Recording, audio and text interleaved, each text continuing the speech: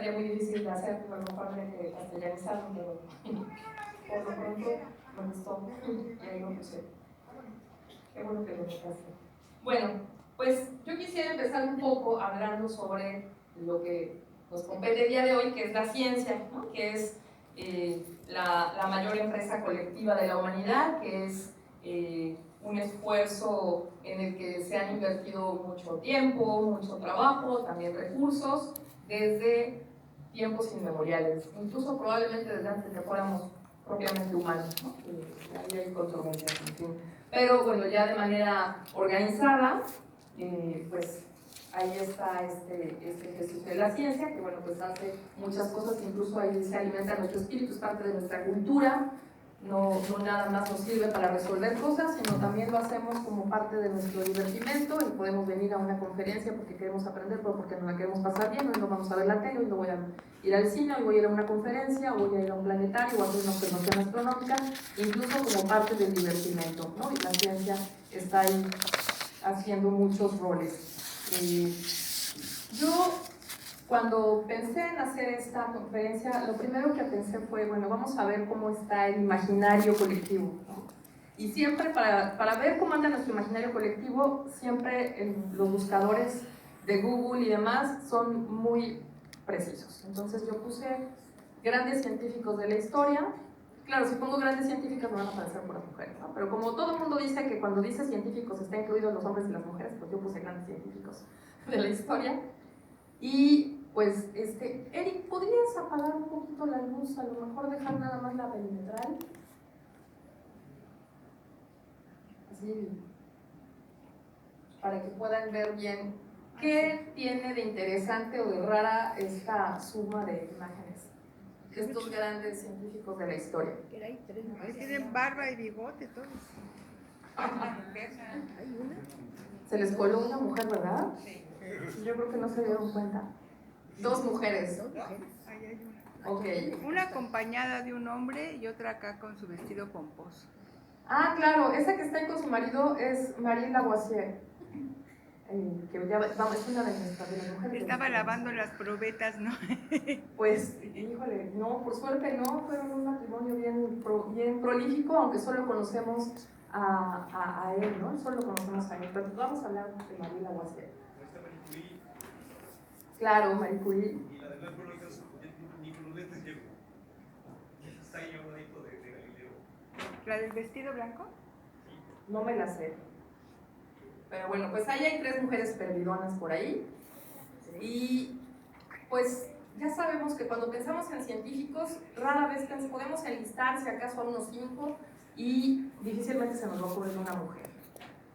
Entonces yo me preguntaba, bueno, ¿cuáles son las características de un científico? ¿Qué debe tener un científico? Y bueno, pues ahí hice una investigación mínima y descubrí esto, ¿no? Más o menos que en lo que se ponen de acuerdo los especialistas, que debería tener idealmente espíritu y rigor científico, imaginación y capacidad de duda, capacidad de observación y de recopilación ordenada de datos, dotes de convivencia, ya no estoy tan segura, porque igual hay científicos que son muy prolíficos y no tienen nada de esto, pero bueno, supongamos que sí, cada vez más, es cierto que cada vez más quien se aísla no la hace por muy buen científico que sea, y bueno, pues, entonces después de ver esto yo decía, estas características, ¿ustedes las asocian especialmente con hombres o con mujeres que digan, no, es que todas estas sí son de mujeres, o sea, las mujeres sí tienen todo, o los hombres sí tienen todo, o algunos sí y algunos no?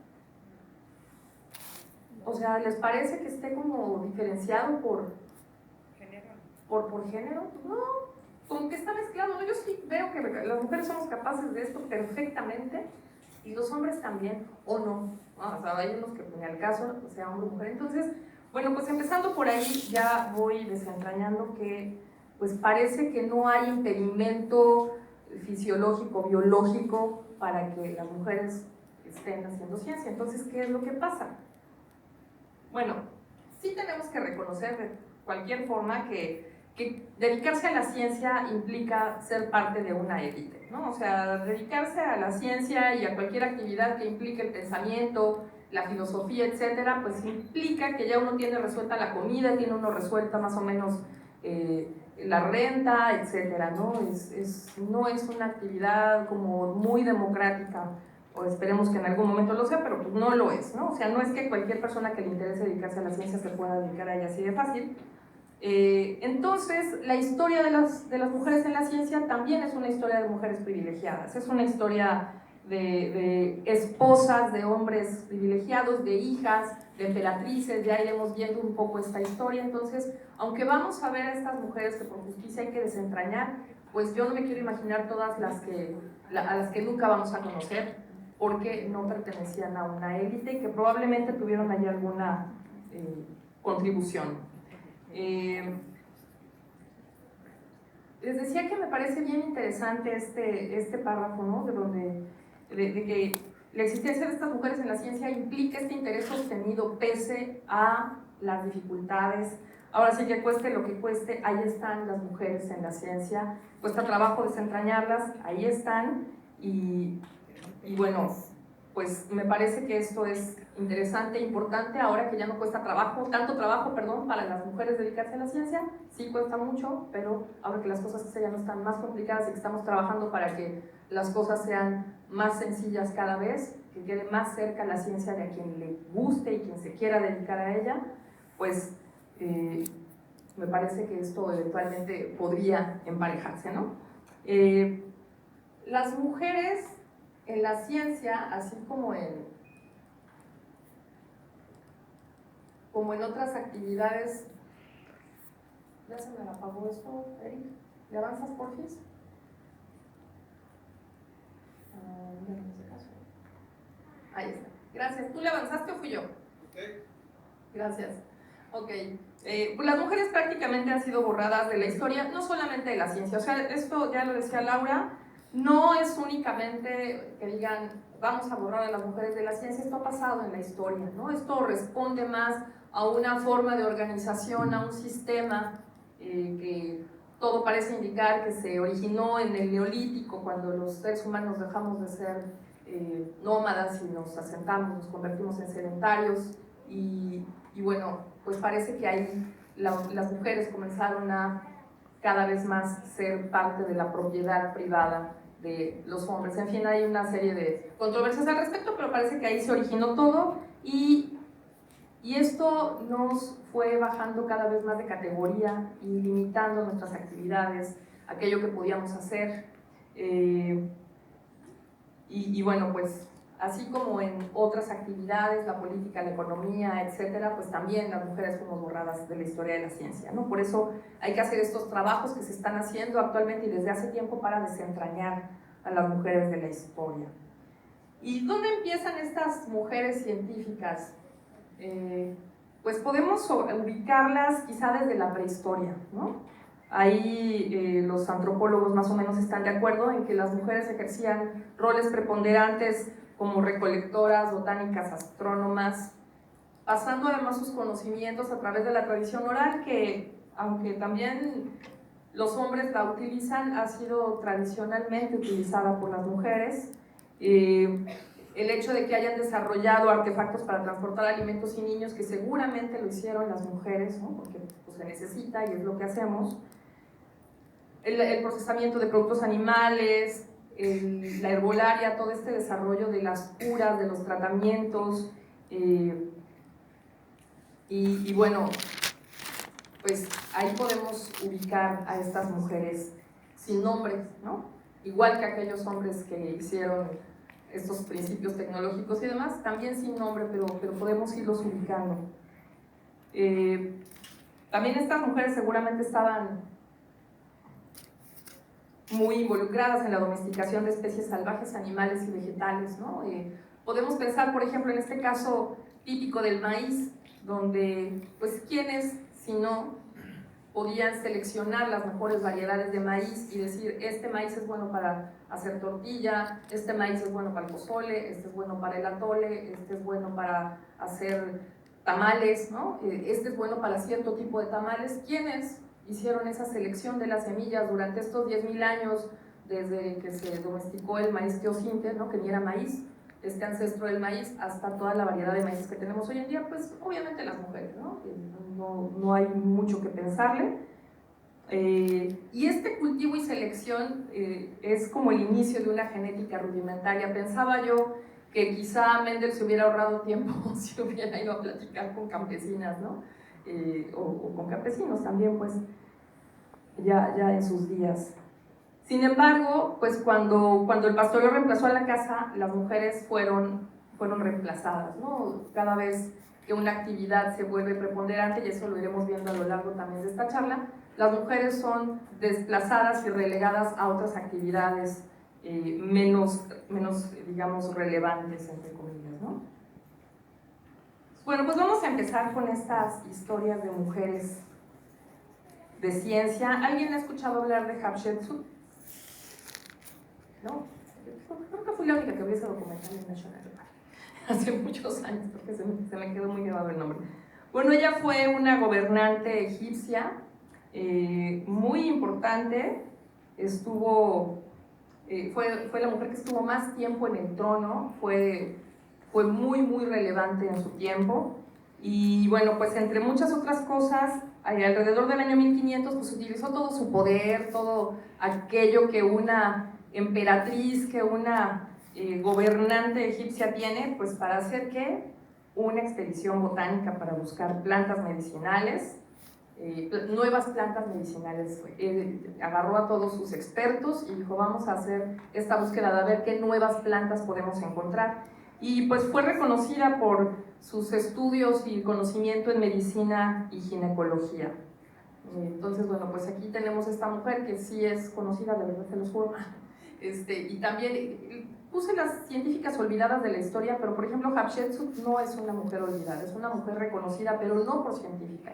Entonces para mí también es importante sacar a la luz estas aficiones de estas mujeres que han tenido la oportunidad de hacer muchas cosas y hasta en sus tiempos de ocio decir, pues vamos a hacer esto tan bonito que es la botánica, que es la herbolaria, que es la ginecología y la medicina, ¿no? Hacia el siglo VI también antes de Cristo, tenemos ahí a Teano, que era la esposa muy jovencita, por cierto, y discípula de Pitágoras.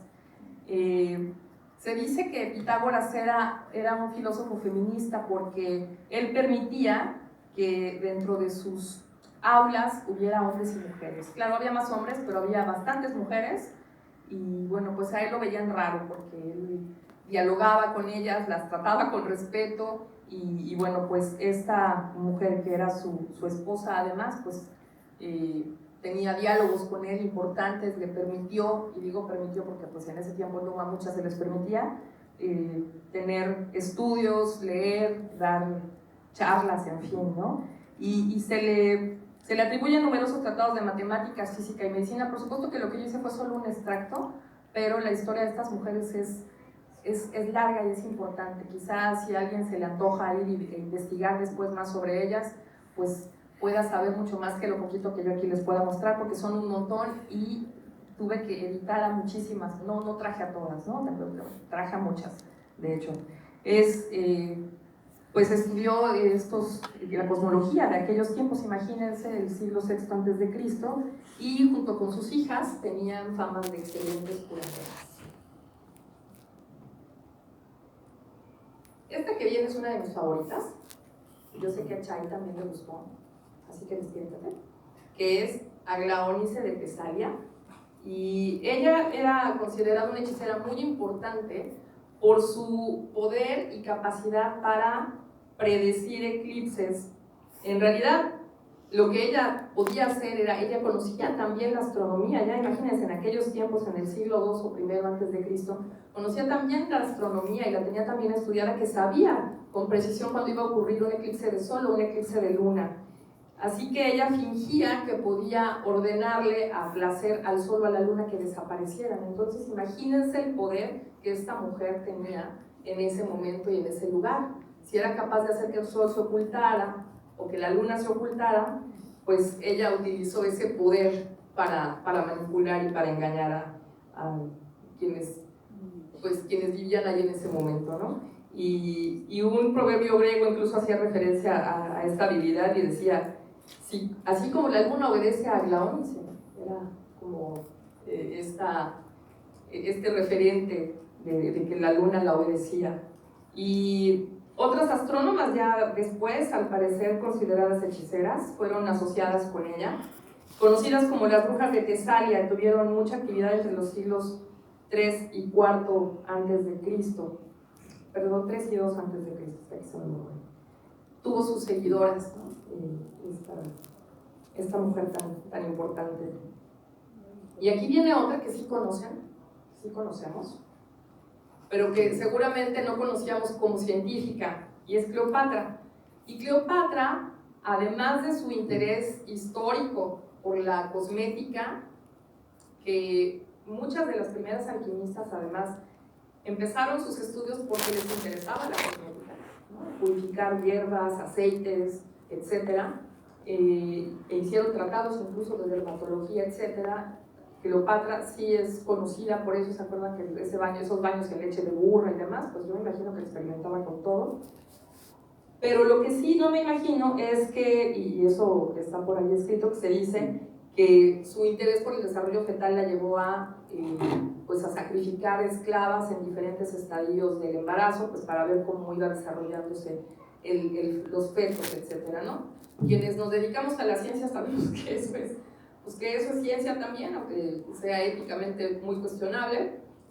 No pasaría hoy ningún protocolo en ninguna universidad, pero bueno, pues ella tenía el poder y la posibilidad de hacer eso. Era una mujer interesada en la ginecología y la obstetricia también, y bueno, pues con grandes estudios al respecto. ¿Por qué es famosa Cleopatra? Sí, por su poder y su belleza, ¿no? Cuando pensamos en Cleopatra pensamos en esta mujer bella, poderosa y sobre todo en el poder que ejercía sobre quién. Manipuladora. Sobre otros hombres, ¿no? Sobre los hombres, y no pensamos en estas otras cualidades que tenía, ¿no? En estos otros intereses. Quedan por ahí perdidos. Entonces, pues bueno, es interesante hacer este viaje. Y bueno, pues, hola, bienvenida, Mildred. Metrodora vivió del año 200 al 400 después de Cristo y es una médica griega que fue autora de uno de los textos médicos más antiguos conocidos, escritos por una mujer, conocidos sobre las enfermedades y cuidado de las mujeres. Su tratado médico cubre muchas áreas de la medicina como la ginecología, aunque no la obstetricia, y fue ampliamente referenciada por otros escritores de la medicina en la antigua Grecia y Roma. También fue traducido y publicado en la Europa medieval. Sobre Metrodora no se sabe nada de su identidad más allá de su nombre. Y esto también tiene que ver con este constante borrarlas de la historia, ¿no? Muchas veces se dudó que fueran mujeres y se decía que eran hombres en realidad, y se decía una mujer no pudo haber escrito esto, entonces se lo asignaban al marido, así a posteriori los historiadores que leían sus textos, ¿no? De manera totalmente arbitraria. Entonces hay muchas que ni siquiera sabemos que escribieron sus textos porque se los atribuyeron a sus maridos, a sus hijos, a sus editores, ¿no? Después tenemos por ahí todo este grupo de alquimistas, ¿no? Donde cuando nació la química, los inicios de la química, que decía yo que tienen que ver también con el desarrollo de la cosmética, donde estas mujeres desarrollaron técnicas para hacer perfumes, cosméticos, donde les gustaba la dermatología, y bueno, las mujeres tenían este rol preponderante en esto, nadie se los cuestionaba, pues era algo que ellas hacían, ¿no? Ahora sí que mientras hicieran sus deberes, no pasa nada si están interesadas por otras cosas, porque no era una actividad de poder, no implicaba estatus, ¿no? Mientras no implique estatus, mientras no implique poder, que hagan lo que ellas quieran. El problema empezó cuando la alquimia, cuando las ciencias comenzaron a implicar poder. Ahí es cuando las mujeres fueron pues cada vez más aisladas de esta posibilidad. Incluso los primeros tratados alquimistas, la obra de los primeros alquimistas se llamaba Opus Mulierum, la obra de las mujeres. Y pues nada más como dato curioso, la diosa Isis era considerada como la fundadora de la alquimia, ¿no? Una mujer. La siguiente mujer que tenemos aquí, que es María la Hebrea, a mí me gusta mucho la historia de María la Hebrea porque Si bien es considerada una de las primeras alquimistas de la historia, también era una inventora y sus inventos prevalecen hasta la actualidad. Todavía se siguen utilizando algunos de sus desarrollos, entonces no nada más era, pues era una alquimista, bueno, como alquimista obviamente desarrolló algunos inventos tecnológicos, por supuesto algunos desarrollos tecnológicos, y bueno, pues tenemos por ahí algunos como el famoso baño María, que ahorita les voy a mostrar en qué consiste, que todo el mundo lo conoce. ¿Y por qué cree que se llama baño María? Pues por el nombre de María. Algunos le llaman María la Hebrea, otros le llaman María la Egipcia, entonces bueno, pues vale la pena conservar en nuestras memorias ambos nombres. Pero pues miren esta mujer que en el siglo I o II después de Cristo, pues diseñó y los hizo para hacer estos dispositivos, el tribicos, que era un alambique que se utilizaba para obtener sustancias purificadas a través de la destilación, el kerotakis, que es un aparato de reflujo utilizado para calentar sustancias y recoger sus vapores también, y pues bueno, que todos conocemos, que es el baño María, que no puse el dibujo porque todos sabemos más o menos cómo funciona, y que consiste en calentar algún material de forma indirecta y uniforme. Yo lo uso para derretir chocolate, no sé qué lo usan ustedes, pero pues hoy en día se sigue utilizando a nivel industrial, incluso en los laboratorios, ¿no? Pues cada laboratorio, un laboratorio que se precie de ser decente tiene un baño María. Por aquí viene otra mujer que no es desconocida, pero que sí tengo que mencionar, porque, pues bueno, ya saben por qué, ¿no? Que es Hipatia de Alejandría, que ella vivió del año 370 al 415 después de Cristo, y es una mujer emblemática en las ciencias. Ella fue hija de Teón, un ilustre matemático, filósofo, bibliotecario de la Biblioteca de Alejandría, en aquella legendaria Biblioteca de Alejandría, y ella se convirtió en una profesora de renombre que ella era además pues, considerada una divulgadora de ciencias, porque a ella le gustaba mucho divulgar sus conocimientos. La gente se arremolinaba, de hecho ese fue parte del problema que tuvo posteriormente, que a la gente le gustaba escucharla, la gente se acercaba, iba, vamos a escuchar a ver ahora de qué va a hablar Hipatia, y pues Hipatia hablaba de estas disertaciones y de las ideas de Platón y de Aristóteles, y bueno, pues ella formaba en un momento ya donde los problemas con los cristianos, ¿no?, estaban en su apogeo, y estas ideas paganas eran un riesgo para el ascenso del poderío cristiano en aquellos momentos, en aquellos tiempos, en aquellos lugares.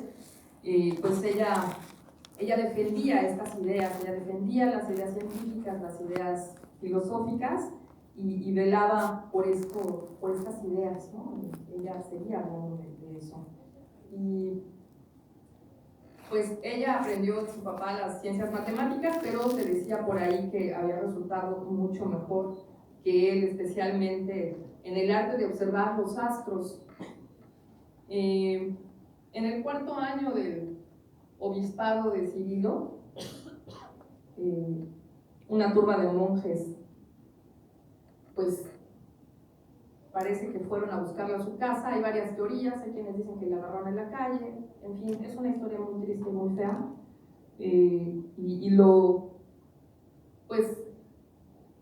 Lo que se dice es que él estaba celoso de que ella atrajera a tanta gente, ¿no? O sea, le parece que eran celos, era envidia, quizá temor, ¿no?, de que esta mujer hablara de estas cosas que atentaban contra el pensamiento eclesiástico, contra la ideología religiosa, y que además tanta gente la siguiera, ¿no? Entonces, bueno, pues enviaron a estos monjes que la asesinaron de una manera terrible, y pues eso parece más bien como un sacrificio, ¿no?, como un sacrificio bárbaro que hacen a esta mujer que se atrevió a hacer lo que pocas mujeres hacían, lo que pocas tenían que hacer, ¿no?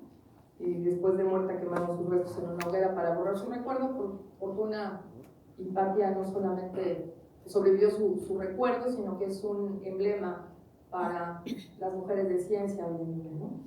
De hecho, gran parte de estas mujeres que rescaté las extraje de un libro maravilloso que se llama El legado de Hipatia, de Margaret Alick, así lo quieren checar después, y otros libros que ya luego al final les diré. Ana Colmena, ella vivió del año 1083 al 1148 y era hija del emperador Alexis de Bizancio. Si se fijan, está esta constante, ¿no? Estas mujeres con un cierto poder, de estas mujeres hijas de hombres con conocimiento, ¿no? Parece que los papás tienen los papás hombres tienen como esta posibilidad como de transmitir este interés a las hijas, ¿no? En ciencias o en cualquier otra cosa. Es como una constante que yo he observado.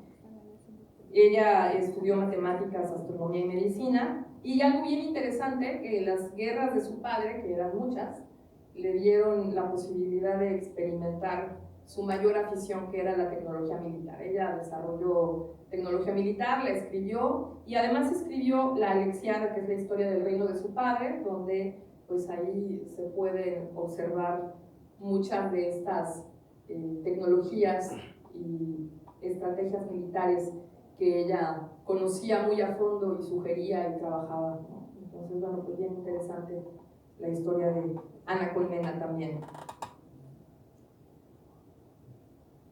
Trotula, ella vivió en el siglo XI y ella era ginecóloga, autora de muchos tratados de ginecología diversos sobre las enfermedades de las mujeres, y junto con sus hijos, que también se dedicaron, igual que ella, a la ginecología, escribió una enciclopedia médica práctica brevis. Muchos de estos libros de los cuales yo les hablo sobrevivieron por siglos y fueron importantísimos para los médicos. Ya en las universidades seguían estudiando estos libros y estos tratados escritos por estas mujeres siglos antes, ¿no? O sea, hoy en día eso solamente pasa con los clásicos, ¿no? Con Darwin o Newton o esos clásicos, pero mucho del trabajo de estas mujeres sobrevivió 500 años o más. Y bueno, autora de todos estos libros, de cosmetología y dermatología también incluso. Ella, una de sus aportaciones más importantes es su insistencia en la importancia de la higiene y una dieta balanceada, además de que fue una de las primeras que hablaba sobre los efectos de la angustia y el estrés sobre la salud, ¿no? Imagínense nada más esta mujer en el siglo XI, pues ya estaba como tenía muy claras muchas cosas que parece que se descubrieron en el siglo pasado, ¿no? Especialmente todo este tema de la angustia y el estrés, como que venimos descubriendo apenas que se relaciona con las enfermedades y el malestar, y pues resulta que pues ya si hubiéramos escuchado a esta mujer a lo mejor nos hubiéramos ahorrado muchos problemas. Sobre Trotula también es interesante que, como les decía, lo que ocurre con su historia después de que mueren.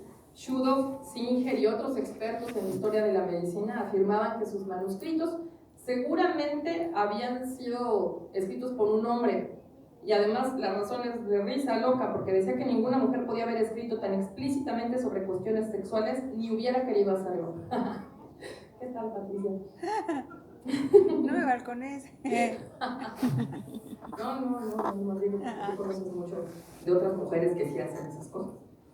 Y aquí pasó esto interesante, la jerarquía médica se iba organizando cada vez más en torno a la figura del médico, del doctor, ¿no? Que como hombre además, cada que iba tomando más relevancia a nivel social, pues las mujeres fueron siendo apartadas. Entonces las mujeres tenían acceso a ser boticarias, barberas y asistentes de cirujano, ¿no? Como pues ayudantes nada más de los hombres que hacían el trabajo importante que era ser el médico. Y conforme aumentó la competencia por los pacientes hacia los siglos XIV y XV, pues las mujeres, ¿qué creen? Las mujeres que se dedicaban a la medicina o pretendían dedicarse a la medicina o a cualquiera de estas cuestiones, pues comenzaron a ser consideradas charlatanas y brujas. Y comenzó esta persecución que tiene que ver con poder, tiene que ver con el poder que implica que las mujeres estuvieran compitiendo directamente con los hombres por este nicho. O sea, el médico comenzó a ganar una relevancia que conserva hasta la actualidad la figura del médico, y pues no estaban tan dispuestos a compartir el pastel, ¿no? ¿Alguien se acuerda de Sir Nicholas Flamel? ¿Por qué no vinieron mis hijos? ¿Nadie leyó Harry Potter? Bueno, yo quise mencionar a Perenelle, aunque no es tan famosa, porque en el libro de Harry Potter y la Piedra Filosofal, ahí aparece este personaje que es Sir Nicholas Flamel como el descubridor de la Piedra Filosofal, que es este elemento capaz de transmutar cualquier elemento en oro o en plata, ¿no? Que era pues parte del interés de la alquimia. Los alquimistas trataban de buscar básicamente la forma de convertir cualquier cosa en oro y la fuente de la eterna juventud. Entonces, pues tanto Sir Nicholas como Perenelle Flamel eran alquimistas y tenían mucho dinero, y ellos aseguraban, y se les creyeron en su tiempo, aseguraban haber descubierto la piedra filosofal y haber transmutado media libra de mercurio en plata pura. Obviamente hoy ya no hubieran pasado la prueba, porque pues hoy sí ya los hubieran obligado a probarlo, ¿no? Pero en ese tiempo se los creyeron. No sé cómo, no tengo los detalles. Y también se creía que habían descubierto la fuente de la eterna juventud, ya que se aseguró haberlos visto, entre otros lugares, en la ópera de París ya en el siglo XVIII. O sea, además se hizo todo este mito alrededor de ellos, pero lo interesante es que en este libro y en esta película de Harry Potter a quien se recoge pues es a Sir Nicholas, y pues se habla de la esposa que estaba ahí como su acompañante, pero pues ella también fue muy relevante en esta historia, ¿no? Fueron los dos.